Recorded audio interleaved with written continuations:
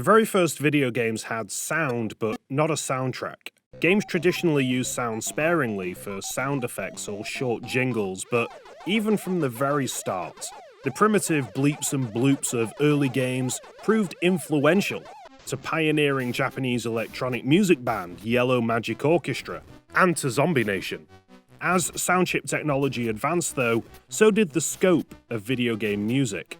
The NES beckoned the arrival of the first golden age of video game music, with composers putting out iconic soundtracks that made the most of the Rico 2A03 chip's capabilities, which allowed for 5 channels of audio. By treating these channels almost like a band with dedicated roles, composers like Koji Kondo could create complex compositions for games like Super Mario Bros., which had a catchy, era-defining soundtrack that brought the world of Mario to life. Series like Contra, Castlevania, and Mega Man would follow suit, imbuing their games with an extra sense of action, urgency, or spookiness, and really set the bar high for chiptune music. Continuing to uphold Nintendo's reputation for good music was the SNES, with the SSMP chip designed and produced by Sony. It was capable of playing sample-based tracks via its 8 sample channels.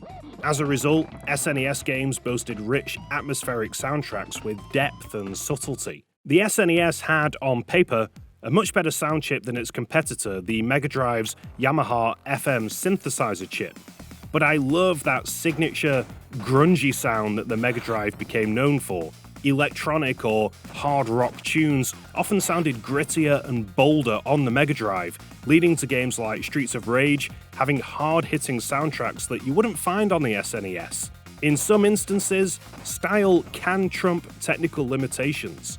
The dawn of CD-based consoles like the Sega Saturn heralded the arrival of truly modern soundtracks, capable of breaking free from the constraints of limited sound chips. Sonic R for the Saturn was an odd game to play in 1997 because the usual excellent Sonic soundtrack was missing, replaced with a collection of cheesy, upbeat Europop songs. Alienating at first, I've grown to love Sonic R's quirky soundtrack and see it for what it was, a way of flexing the audio capabilities of the Saturn. Outside of Sonic R, the late 90s was when video game music started to become much broader than ever before thanks to the greater memory capacity of CDs and the forward march of audio hardware in consoles like the PS1. Some contemporary trends did occasionally rise to the surface and exert immense influence on gaming composers, and then fade away just as suddenly as they rose. For example, there was a short period of time where drum and bass and jungle dominated the video game landscape, easily sliding into the soundtrack of games of all genres, representing a moment in time where video game soundtracks and club music crossed paths. One of my favourite handheld consoles remains the Game Boy Advance. The GBA had an enviable library of games with excellent soundtracks, including Wario Land 4 and Mario & Luigi Superstar Saga. Unfortunately though, the GBA was massively hamstrung by sound processing limitations that made most soundtracks a little grainy or fuzzy. The GBA represents the last console to have such limitations. We now enjoy a rich diversity of approaches to making video game music, with composers experiencing almost no limitations or compromises to quality. Many game soundtracks are now Goliath undertakings, the result of live recordings of entire orchestras. But on the other side of the scale, some games that seek to embody retro aesthetics continue to opt for chiptune music that emulates the NES's golden age.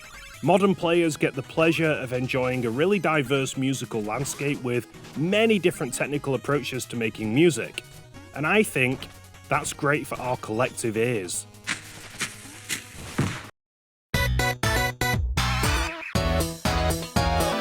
The first rhythm game I remember playing was Parappa the Rapper, a charmingly cartoony game about a beanie-wearing dog who raps his way through martial arts classes, driving lessons, and other scenarios.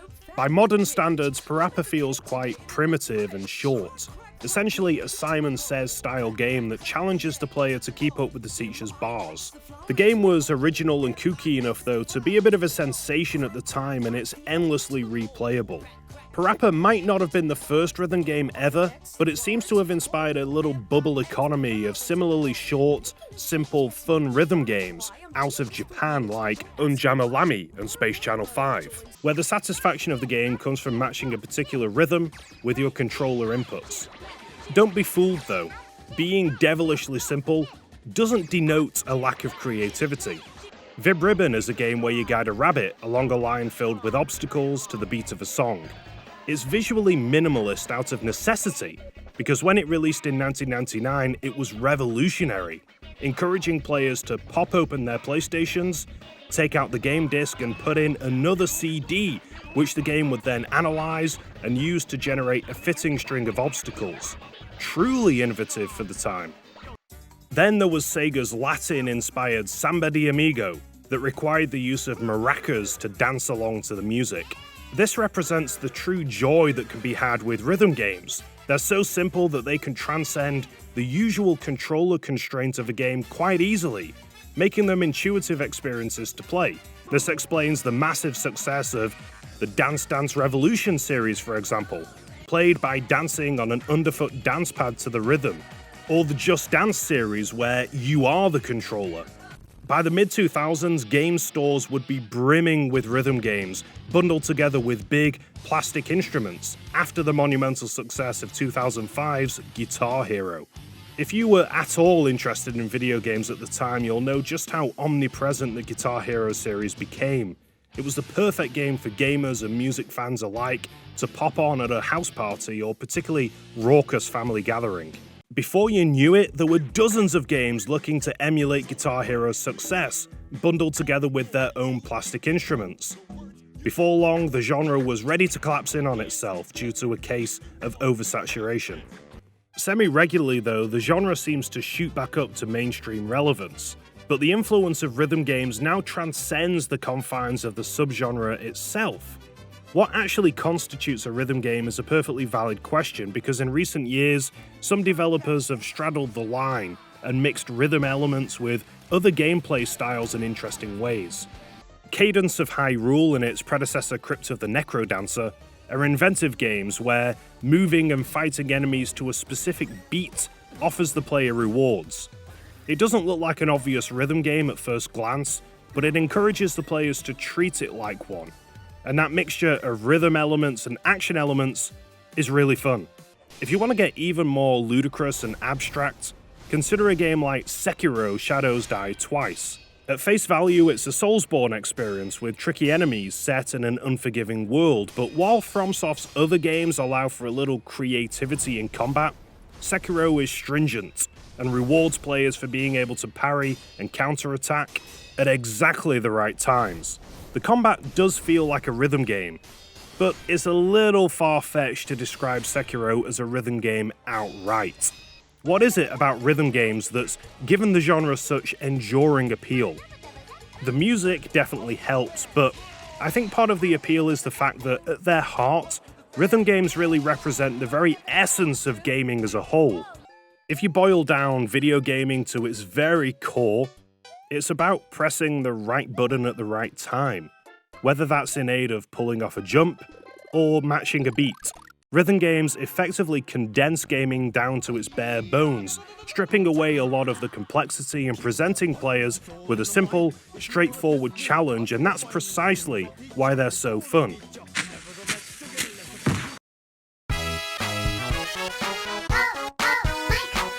There was a point in video game history where, due to technical limitations and perhaps high costs, in-game licensed music wasn't really possible.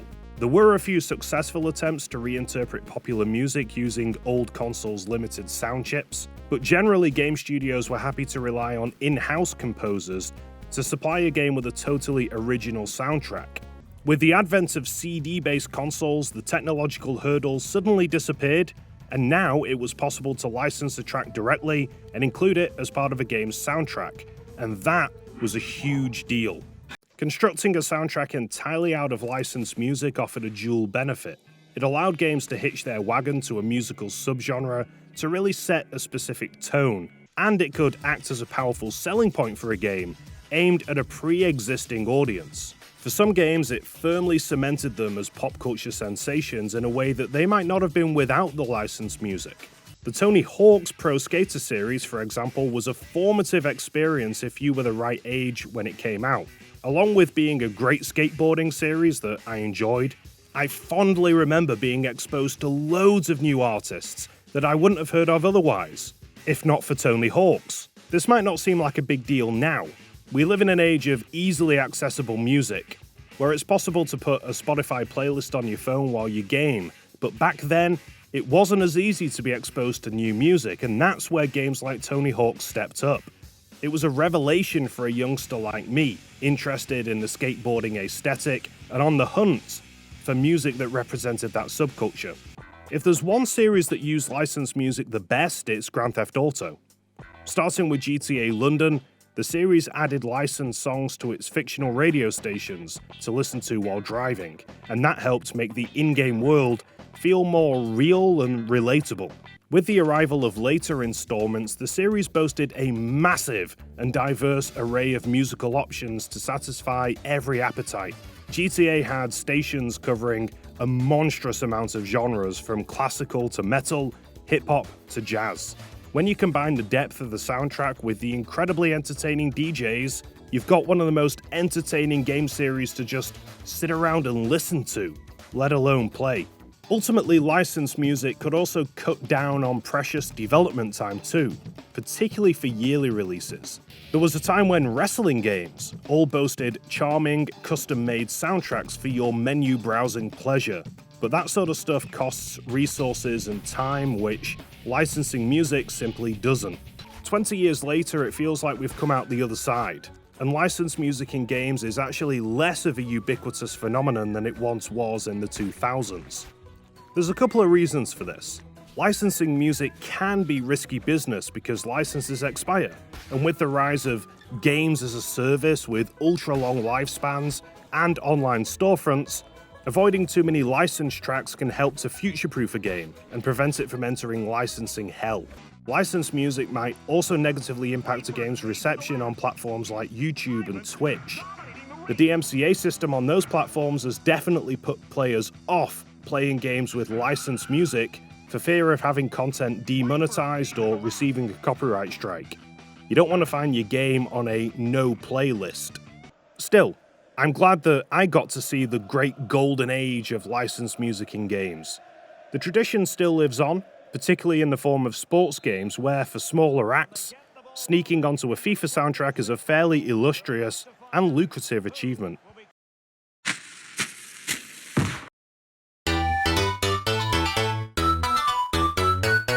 One topic I'm fascinated by is localization, the changes that companies choose to make when exporting their games abroad. At one point, it was fairly common for minor things like a game's box art to be altered when a game arrived in the West from Japan or vice versa. But there are a couple of interesting examples of games that have regional soundtracks. The first example that springs to mind is Sonic CD. Originally released in September 1993 in Japan, the game boasted an impressive and huge soundtrack inspired by contemporary musical genre New Jack Swing. The soundtrack was experimental and fresh, and even nowadays fans seem to love it. That made Sega's decision to compose an entirely new soundtrack designed to be more palatable for American players all the more baffling, resulting in the game's American release date being delayed by a few months. What I find unique about Sonic CD is the level of quality is fairly equal between the two soundtracks. I think the Japanese soundtrack is better overall, but the American one has its moments. The Japan versus America soundtrack debate is ongoing in the Sonic community, while no concrete or satisfying reasons for the soundtrack change have been offered by Sega of America. Similarly, Gran Turismo for the PS1 boasted a funky Japanese soundtrack worked on by Masahiro Ando, a jazz fusion musician who actually influenced the original Super Mario Bros. Soundtrack. When the game was released in the US and the UK, the bespoke soundtrack had been replaced with plenty of licensed music instead, probably to make this new franchise appealing to Western buyers. Each soundtrack gives the game a different tone, but on this occasion I can't help but favour the Japanese soundtrack, which flutters between easy listening and adrenaline-fueled tracks. More prominently than localization, a game can find itself with dueling soundtracks when it's remastered, ported, or re-released. Think, for example, of Doom, which has at least half a dozen ports with subtly different soundtracks of varying quality. I find the general rule of thumb is that often remasters and remakes don't do justice to the source material. The Demon's Souls remake is a great example. Although the game looks, sounds, and plays well, I can't help but feel that some of the punch and quirkiness is missing from the boss themes, making for a safer but inferior audio experience. A more specific example might be found with Crash Bandicoot Warped. The Arabian music in the original game is loud, brash, and led by catchy percussion. In the Insane trilogy, the music is of a better quality and less compressed, but it's missing the same pulse and robs the level of some character. The Spyro Reignited trilogy offered an interesting compromise to this issue. The trilogy has a retooled soundtrack that, again, does sometimes feel too polished for its own good, but the menu makes it super easy to swap back and forth between the old and the new music. It's a great quality of life feature that I think more games would benefit from including. What I'm trying to say is, when it comes to remasters, we often focus on graphical or gameplay changes, but music changes can positively or negatively impact the quality of a remaster too. The only time a new soundtrack has really bugged me when playing an old game is the curious case of Sonic the Hedgehog 3. To cut to the chase, Michael Jackson was offered the chance to work on the game's soundtrack, but before the game's release, Jackson and Sega parted ways, leaving the soundtrack in limbo. The result of this fleeting partnership was part of Sonic 3's soundtrack being done by Team MJ. This has left Sonic 3 in licensing hell, with certain re-releases of the game, including the Sonic Origins port, replacing the Team MJ music with alternate compositions that actually originate from Sonic 3's beta soundtrack. Ultimately, although the beta tracks are sufficiently Sonic-y, the Team MJ tracks bring a distinct personality to the game. Carnival Night Zone is more unsettling, Ice Cap Zone more isolated, and Launch Base Zone more exciting, thanks to the Team MJ tracks. It's a rare example of a game where I dissuade players from playing one version, i.e. the Sonic Origins port, because the soundtrack changes alter the game's tone too much.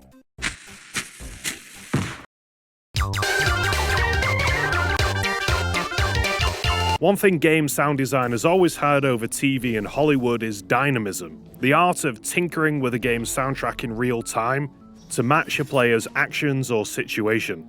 Dynamic or adaptive soundtrack design is perhaps the timeless embodiment of what gaming does better than any other medium.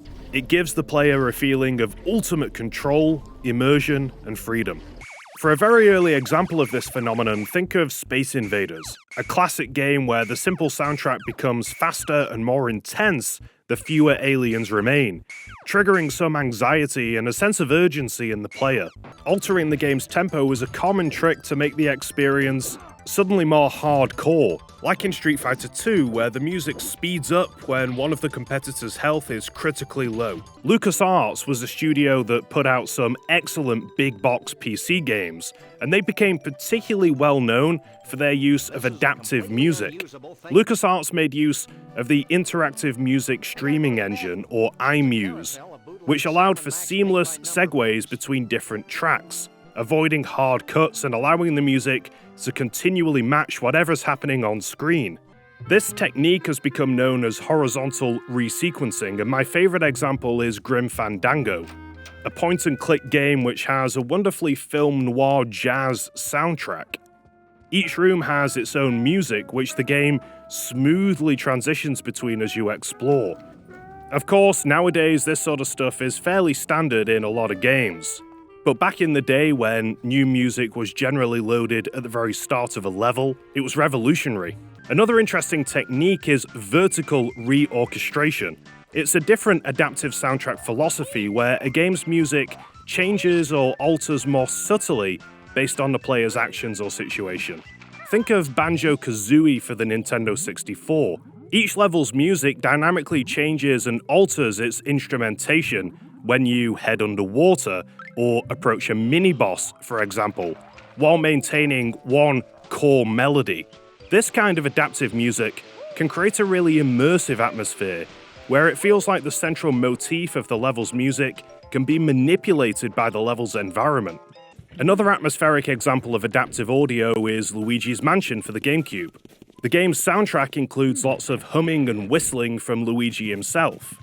His whistling is relatively mellow in safe, explored areas, but his anxiety ratchets up in new, unexplored areas, with his humming becoming increasingly nervy. It's a subtle trick that really conveys to the player in a very effective way Luigi's scaredy-cat personality. For a slightly more complex example, look to Left 4 Dead and its sequel. In these games, things like enemy placements are procedurally generated, creating a different experience with each playthrough. The Left 4 Dead games deploy what's known as incidental music that aims to match the player's experience on the fly, switching musical cues in and out as the game sees fit. Left 4 Dead also assigns specific jingles to each of its nastier zombies, which can suddenly fade in and dominate the audio landscape when the player gets close to one, creating a sense of dread and anticipation that wouldn't be as sharp if it weren't so random. Rez, a rail shooter originally released in 2001, highlights how powerful adaptive music can be. Rez is a game with a pulsing soundtrack inspired by European disco music. Each stage of the game starts with a very stripped-back, basic, minimalist track. As the level progresses, the track builds and becomes more full-bodied. Destroying enemies also lets off musical sounds that sync with the background music, creating a really layered experience. We've reached a point where dynamic soundtracks are often so common that you barely notice the hard work that goes into them anymore. Think of the sheer genius of Mario Kart 8, a game that toys with the music, speeding it up or changing the instrumentation based on your lap, your position in the race, or whether you're underwater or flying through the air. It's a wonderful example of how much an adaptive soundtrack can seamlessly enhance a video gaming experience.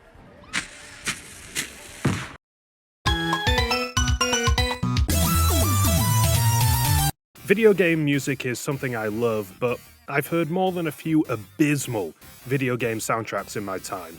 When it comes to video game music, I think a soundtrack can commit one of 4 main sins, qualifying it as bad. The first of these sins is definitely the least heinous because it rarely renders a game unplayable. That sin is the sin of being disappointing. Sometimes a video game franchise can set the music bar a little too high, and when a sequel doesn't reach the immense quality of its predecessors, it sounds disappointing in contrast. Mega Man 11 springs to mind here. Of course, there are 10 prior Mega Man installments, all with pretty good music, including some absolute all-time great bangers. Mega Man 11, in comparison, is just alright. A little forgettable, if anything. Hardly a big deal, but very disappointing considering how good Mega Man music is traditionally. Another popular Capcom series is the now dormant Marvel vs. Capcom franchise. The first installment featured suitably high-tempo electronic tunes, but the second game boasted an odd elevator music-sounding soundtrack. At first, I found Marvel vs. Capcom 2's jazzy soundtrack utterly unfitting and polarizing. But with time, I've come to appreciate it for what it is, though I can understand if someone were to deem it disappointing. Now, more severe than a disappointing soundtrack is one with really poor instrumentation, which is our second sin. Video games sometimes make use of classical music, which sounds like a good fit on paper, but it can go disastrously. Disney's Fantasia for the Mega Drive does a great job of making many classical composers turn over in their graves with its shrill adaptations of some of the classics. This is, of course, in contrast to the Fantasia movie, which is a beautiful tribute to classical music. Similarly, Manic Miner was a seminal game for the ZX Spectrum. Its music consists mainly of a strange rendition of Grieg's In the Hall of the Mountain King. Unfortunately, the ambition was a little too lofty because it's not executed well at all. It's grating. I appreciate the effort, but the limited bleeps and bloops of the Spectrum only barely resemble the classical piece. Next up in the list of sins is soundtracks with an abundance of bad or nauseatingly chaotic melodies. Sonic Eraser is a puzzle game originally available online to owners of Japan-exclusive internet connectivity add-ons for the Mega Drive. I'm a Sonic music apologist, but even I can't defend the maddening tempo changes and clunking hammer sounds that make up this soundtrack. Next, the soundtrack, and in particular the basement music, from Resident Evil Director's Cut. It is as chaotic as it comes, sounding like a cat smashing keys on a keyboard at random. I guess it's meant to invoke a feeling of dread, but it fails abysmally. It's an odd departure from Resident Evil's usual high quality, but it boasts an interesting backstory at least. The soundtrack was supposed to be composed by up-and-coming prodigy Mamoru Samuraguchi, who hired ghost composers to write the bulk of the compositions, resulting in an amateurish and unforgivably bad listening experience for players. The final sin is repetition, which was a pretty big problem in the 8-bit and 16-bit age, and has been regularly highlighted by YouTube progenitor, the Angry Video Game Nerd. There's nothing more torturous than playing through a level that has a sub-20-second music loop.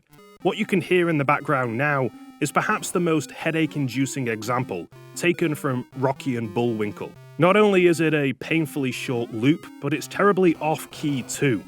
The Terminator, Wayne's World, and the bootleg game Hong Kong 97 spring to mind as 3 more examples of this terrible crime. But to be fair, we were all warned by the nerd not to play these games anyway, so I'm not sure if I truly have the right to complain about them really.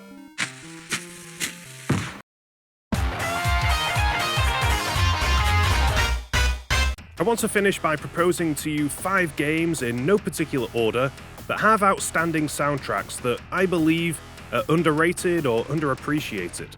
I thought that might be a little more interesting than running through my favourites because I've already touched on many of them in this video already. What I mean by underrated is that I personally don't often see or hear much discussion or applause for the music from these games, especially in contrast to more noted examples from the same franchise, but I might well be wrong about that. Now for starters, I absolutely adore The Legend of Zelda Skyward Sword's soundtrack. It was the first orchestrated Legend of Zelda soundtrack. Games like Ocarina of Time and Breath of the Wild are often lauded for their music, but Skyward Sword is sometimes left out of the discussion of best Zelda soundtrack. Skyward Sword's music is brilliant and deserves a few more pats on the back. In particular, I like the tracks that are deeply inspired by Southeast Asian cultures. You can hear that inspiration expressed in the interesting and authentic choice of instruments and melodies, in the background music for dungeons like the Earth Temple or the Ancient Cistern. It's a beautiful region that I wish video games pulled inspiration from more often. So much of Skyward Sword's music is wonderfully evocative and mentally transports me to Thailand or Bali. Being so musically daring was a beautiful way for Nintendo to flavor and breathe life into the already lively world of Skyward Sword. Martin O'Donnell's work on the Halo series is legendary, but the soundtrack for Halo 3 ODST shouldn't be overlooked. It was originally released as DLC for Halo 3, having the player take on the role of a human marine rather than the Master Chief. As such, the soundtrack is more subdued than other Halo games, with delicate piano pieces and silky, smooth jazz interludes. It forms an amazing contrast with the mainline Halo games, that have more bombastic and traditionally adventurous sounding music. ODST is gently mellow, mournful and suspenseful all at once, and it's a good example of how effective a restrained soundtrack can be at creating atmosphere and mood. Dynamite Headdy is an often forgotten quirky platformer for the Sega Mega Drive. It's a joy to play, but so creative that it's a little difficult to describe. The world is populated by puppets, and the whole game is kind of like a big stage play. It's a fantastical one, where the scenery changes dramatically in every new level. The soundtrack is pretty enormous and very diverse for a 16-bit game, with some tracks only lasting a few seconds, but it manages to fit the game perfectly and cheerily keeps up with the sheer variety of different tones and settings that the game thrashes the player through. This should be up there with the likes of Rise Star and Streets of Rage as an all-time Mega Drive classic soundtrack. Admittedly, Final Fantasy Crystal Chronicles is not a particularly great game. Released on the GameCube, it has somewhat repetitive gameplay, but it also has an interesting look that can best be described as chibi fantasy. The soundtrack is fitting, making use of simple melodies and unconventional instruments to give the game's music a distinctly whimsical medieval sound, which differentiates it from mainline Final Fantasy games. It results in Crystal Chronicles having a bold personality and a cozy atmosphere, and very consistent sound design, and that makes you want to keep playing despite some of the game's shortcomings. Finally, Bomberman Hero for the Nintendo 64 is my favourite example of the jungle influence on video game music that I described earlier. It's an amazing soundtrack to listen to, even without having played the game, to be honest, as fun as the game is. In 1998, this is what the future sounded like, and it's so immensely nostalgic to go back and listen to it now. I'm happy that Hudson Soft opted for drum and bass over more generic music because it left a definitive impression on me and gives Bomberman Hero a weirdly relaxing, quasi-futuristic aura that makes it just as fun to revisit as heavy hitters like Super Mario 64. And that, folks, is your lot. Thanks for joining me. Let me know your favourite video game soundtracks and see you next time.